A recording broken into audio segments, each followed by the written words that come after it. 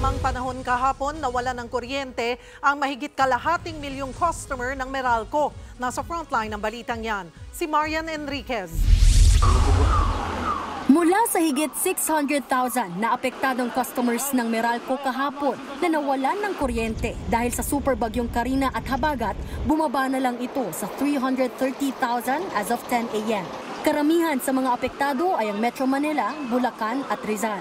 Ang mga lugar din yan ang pinakaapektado ng baha. Kabilang sa mga dahilan ng power disruption ay ang pagbagsak ng mga puno at iba pang bagay na tumama sa linya ng kuryente. Ayon kay Meralco spokesperson Joe Zaldariaga, inaasahang maibababa pa sa kalahati ang bilang ng mga apektadong customers sa buong maghapon. By weekend, I am assuming by Saturday, baka kung sakali man meron pa, konti na lang po yun.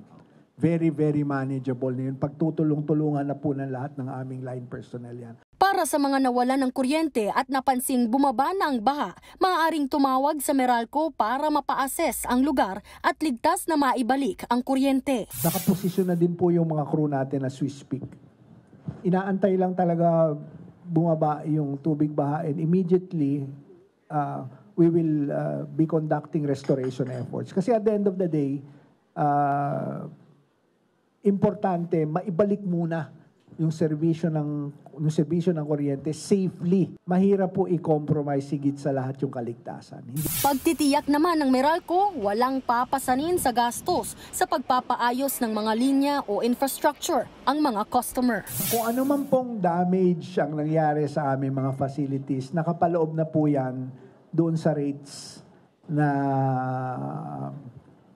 sinisingil sa mga customers. Wala pong isasama sa mga consumers na cost nitong damage na to. Amin po ito. Nagbabalita mula sa Frontline, Marian Enriquez, News 5. Mga kapatid, Cheryl Cosim po, huwag maging huli at maging una sa lahat sa balitaan. Para sa tuloy-tuloy na talakayan sa Frontline, mag-follow at mag-subscribe sa social media pages ng News 5.